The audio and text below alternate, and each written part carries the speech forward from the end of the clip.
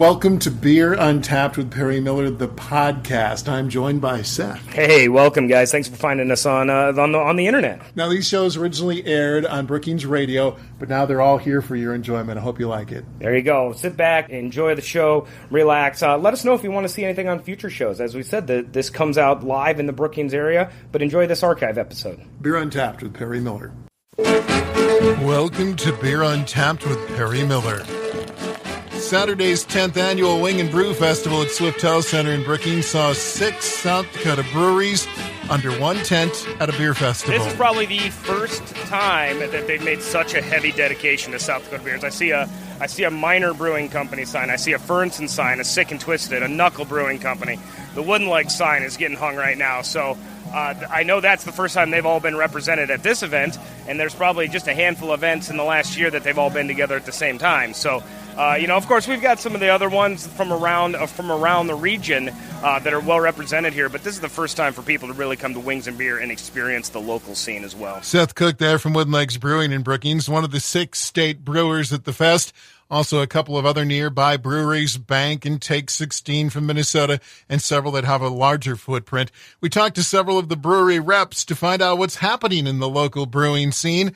After about 6 months in existence, Fernson Brewing of Sioux Falls, ready to take a big step.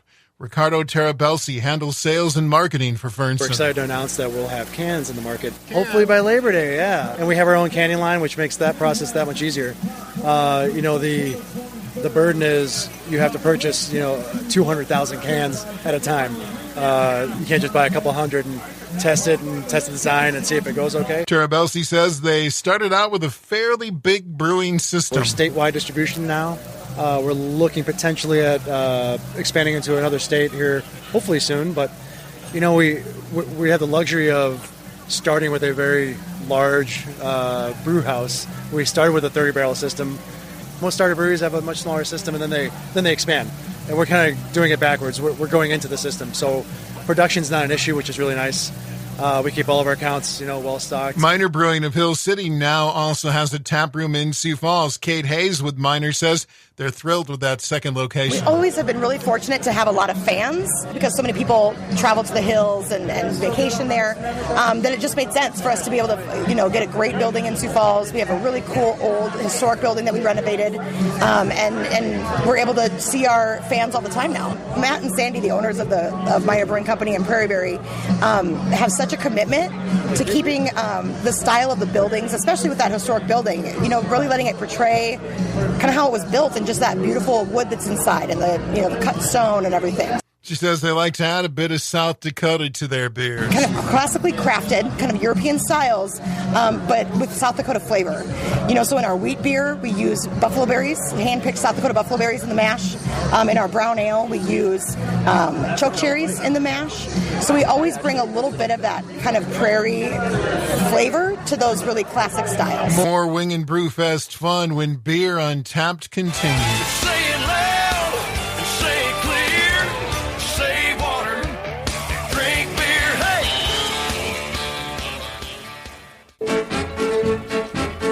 Welcome back to Beer Untapped with Perry Miller as we look back at Saturday's Wing and Brew Fest and look ahead with several area brewers. Rich Drawdy with Bank Brewing of Hendricks, Minnesota says they're getting ready to celebrate. We just had our first year anniversary, and on August 27th, we're going to have our Luau Beer Bash, where it's our annual, just around Labor Day, we have an annual beer bash, and it's Jason's birthday party. So we pull out all the stops, throw down in the street. We're going to have Luau Barbecue with our new beer release. It's going to be Lilikoi Sour Bomb. So it's passion fruit infused Berliner Weiss. Should be great and refreshing. The first 250 people are actually going to get sunglasses that have Bank Brewing Company on the side of them. Rich fills us in on some other beers coming our way from Bank Brewing. New beers in the works, not quite in the tanks yet, but on the way. We are going to continue to mix up the Hop Lab every quarter. The new color coming up would be Hop Lab Red. That's going to feature a new hop called Topaz, as well as bring in some inspiration from yellow as well with the Amarillo. So we're going to continue to educate people with the hop varieties, and then we got orange after that. Do you know which hop that is yet? Definitely going to incorporate some mosaic for sure. Haven't figured out all the components, but that's the fun of it, is to continue to experiment. And a couple other beers that we're got on the list is Foreclosure. We're going to start a recession series of beers. It's going to, because we're kind of a bank theme, we're going to have one called Foreclosure, and that's going to be an imperial stout. Some of it aged in whiskey barrels. And then we're going to do a Bankruptcy, which is going to be a barley wine. So Bank Brewing bringing on the malt. All in all, a very enjoyable wing and brew fest. Ate some great wings, enjoyed some very tasty brews. Standout new beers for me included the Grapefruit Wheat from Minor Brewing, the Gallivant IPA from Fernson, and the Ginger Peach Saison from Tallgrass. Finally, a little preview today with Seth Cook of Wooden Legs and their second annual Oak, Smoke, and Folk celebration coming Saturday, August 29th. Gotta love Oak, Smoke, and Folk. It's fun to say. That's actually why we do it. This is the second time we've done it. We've got another set of awesome artists to come in. We're going to play some folk music. We're going to smoke out some beer and some food as well. So we've got a series of menu things that Joe has put together that said let's put this on smoke and see what happens. I think he's even got a smoked mac and cheese lined up because why not? Because it's ridiculous. Because he loves his mac and cheese. Because he loves his mac, and I do too. And everybody loves his mac and cheese. Right? And then Angela got herself some oaked out beers. Anything from a smoky beer to an oaked out beer to wood aged beers. She hasn't even given me the full list yet. She said, trust me. And I said, I always do. So there, she's got the beers lined up. It's going to be great. Jamie Lynn is going to be the headliner. You've seen her. She's from Spearfish. She has a couple albums out. You've probably seen her on the White Wall sessions.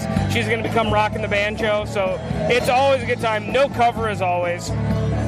All you do is you pay for the beers, pay for the food, come enjoy the music, it's free. Don't miss Oak, Smoke, and Folk, August 29th at Wooden Legs in Brookings. And that's it for Beer on Tap with Perry Miller for this time. Until next week, drink local and drink responsibly. Thank you for listening to this archived edition of Beer Untapped with Perry Miller. Feel free to listen to other episodes, and if there's anything you'd like us to talk about on a future show, please let us know. Thanks again.